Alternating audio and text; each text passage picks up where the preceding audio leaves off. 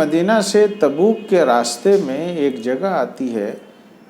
جو پہلے ہجر کے نام سے مشہور تھی، اور وہاں قوم سمود ایک بڑی مضبوط طاقتور قوم رہا کرتی تھی، جس نے جو شہر بسایا تھا وہ کافی عالیشان تھا، اور قرآن کریم نے ان کے اس تعمیری کاموں کا تذکرہ کیا کہ یعنی ان کی معاشی حالت اتنی اچھی ہو گئی تھی، اور ان کے جو میدانی علاقے تھے وہ انتہائی سرسبز تھے، شاداب تھے، کھیتیاں تھیں، باغات تھے۔ تو ظاہر ہے وہ علاقہ ایسا تھا کہ وہاں لوگوں نے اپنے شوق کے لیے میدانی علاقوں میں بھی بڑے بڑے مکان بنائے تھے عالیشان، اور پتھروں کو تراش کر جو پہاڑ کا ایریا تھا اس پر بھی مکان بنائے تھے۔ آج بھی دنیا میں بہت ساری جگہوں پر لوگ میدانی علاقوں میں بھی مکانات بناتے ہیں،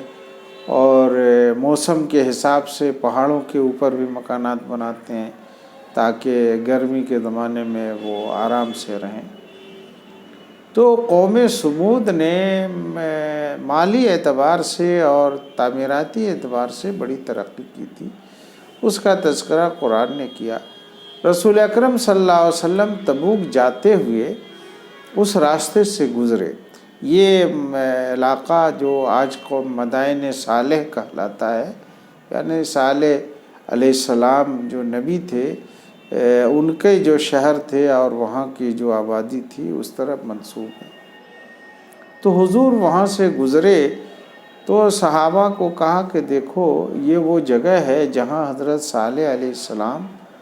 رہا کرتے تھے اور ان کی قوم پر عذاب آیا تھا، اس لیے یہاں تم ان کے گھروں میں جاؤ آؤ نہیں، اس کی ضرورت نہیں ہے، اور پانی بھی تم اس کنویں سے تلاش کر کے پیو جہاں سے حضرت صالح علیہ السلام اور ان کی اونٹنی کنواں پہ پانی پیتی تھی۔ ہوا یہ تھا کہ قدیم زمانے میں اللہ تبارک و تعالی نبیوں کو کسی خاص خطے میں بھیجا کرتے تھے۔ حضرت صالح علیہ السلام کو اللہ نے نبی بنا کر قوم سمود کی اصلاح کے لیے بھیجا تھا۔ آپ اسی قوم سے کے رہنے والے تھے۔ جب قوموں میں ترقی ہوتی ہے تو ان کے اندر چند خرابیاں بھی ہو جاتی ہیں۔ وہ خرابیاں عیاشی کی ہوتی ہے، فضول خرچی کی ہوتی ہے، اللہ کو بھولنے کی ہوتی ہے، ایک اللہ کی جگہ دوسرے خواہشات نفس ہیں، یا جو مظاہر فطرت ہیں، یا دیوتاؤں کی پوجا لوگ شروع کر دیتے ہیں۔ تو وہاں بھی انہوں نے اللہ کی احکام کو انہوں نے بھلا دیا تھا اور سرکشی کی تھی۔ ایک اللہ کے بجائے وہ مختلف طرح کی عبادتوں میں یا الہادی اس میں مشغول تھے۔ حضرت صالح علیہ السلام کو اللہ نے بھیجا تو انہوں نے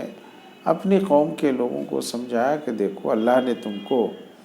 یہ خوشحالی عطا فرمائی، آبادیاں بھی تھیں اور ان کے باغات بھی تھے، اور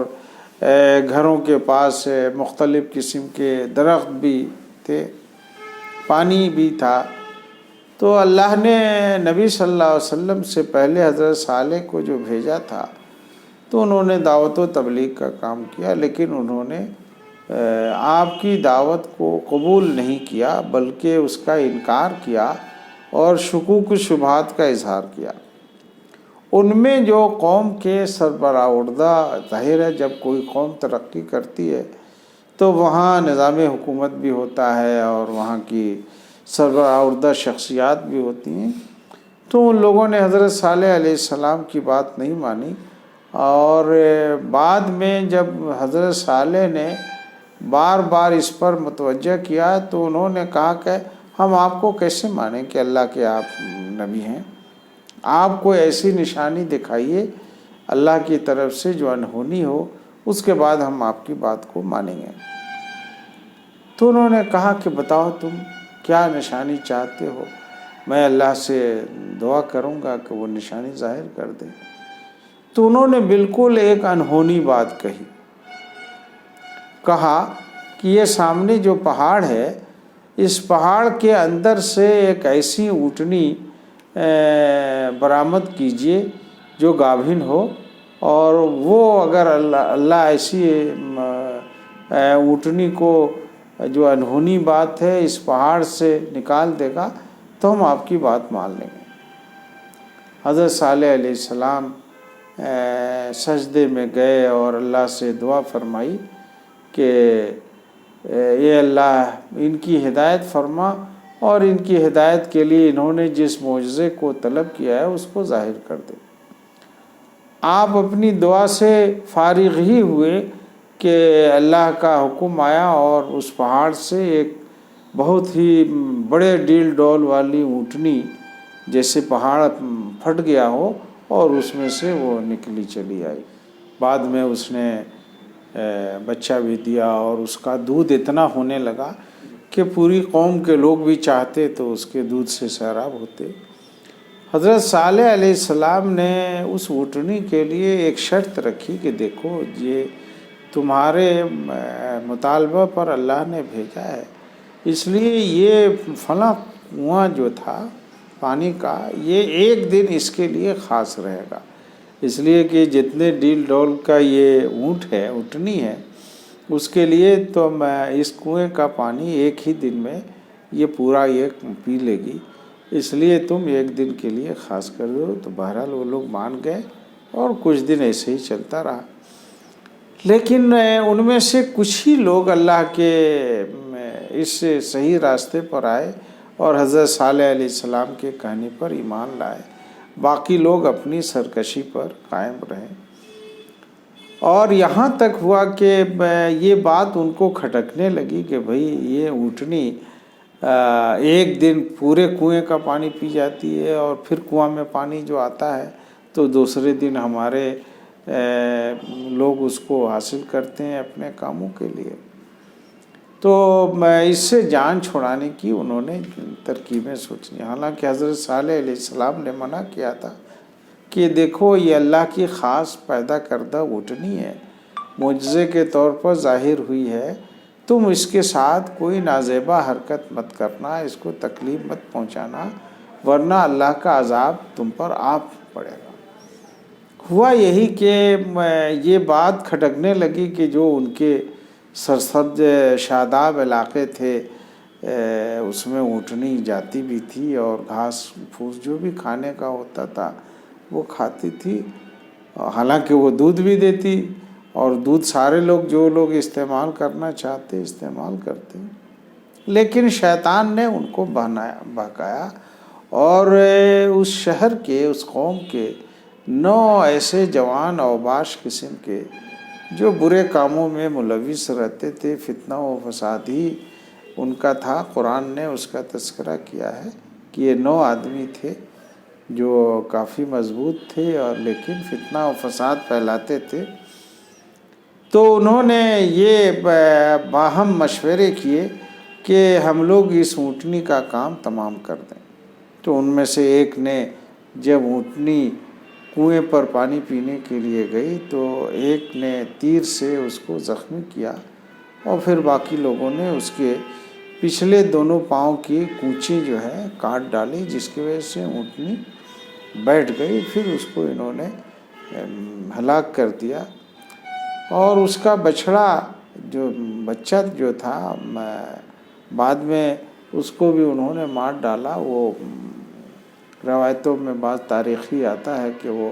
پہاڑ کے اوپر دوڑ کے چڑھ گیا وغیرہ۔ بہرحال یہ تو بہت پہلے کی باتیں ہیں تو تمام جزیات کا احاطہ تو مشکل ہے، لیکن قرآن نے اس کا خاص تذکرہ کیا۔ حضرت صالح علیہ السلام اس واقعے سے بہت ہی تکلیف اور تشویش میں مبتلا ہوئے کہ اللہ کی اس اونٹنی کو مارنے کا مطلب ہے کہ اب اس قوم پر عذاب آئے گا۔ تو انہوں نے اس کا بھی مذاق اڑانا شروع کیا کہ دیکھو اونٹنی تو مر گئی، کہاں عذاب آیا تمہارا۔ تو اللہ کی طرف سے ان کو وحی آئی تھی کہ 3 دنوں میں یہ عذاب آئے گا، اور قرآن نے اس کا تذکرہ کیا کہ ایک ایسی سخت آواز آئی، کرخت آواز، کہ جتنے اس شہر کے لوگ تھے وہاں مدائن کے بسنے والے ایمان والوں کے علاوہ سارے لوگ اوندھے گر گئے اور ان کا ہارٹ فیل ہو گیا۔ قرآن نے اس کا تذکرہ کیا، اور یہ بھی قرآن نے کہا کہ آج بھی ان کی آبادی کے محلات موجود ہیں۔ تو حضور صلی اللہ علیہ وسلم تبوک جاتے ہوئے اس راستے سے گزرے تو وہاں دیکھا لوگوں نے، اور آج بھی وہ کھنڈر اور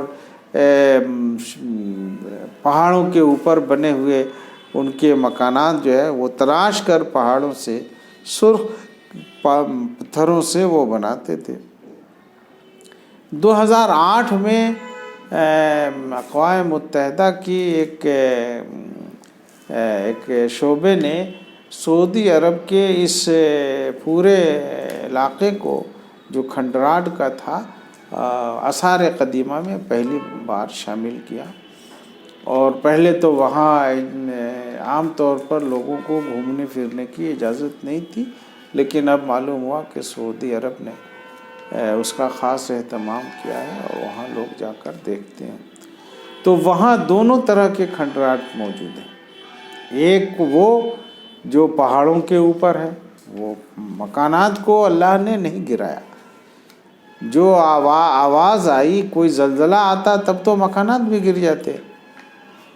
تو کوئی ایسی آواز آئی جس سے ان تمام کے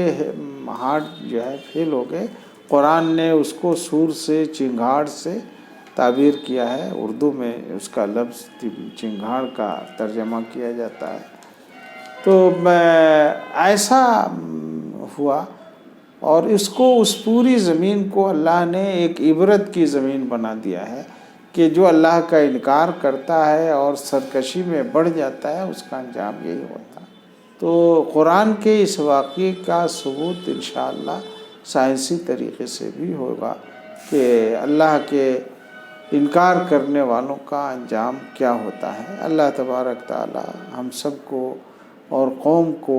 سرکشی سے اور اپنے انکار سے حفاظت فرمائے، اور اس طرح کے عذاب سے بھی قوم کو بچائے۔ وآخر دعوانا الحمدللہ رب العالمین۔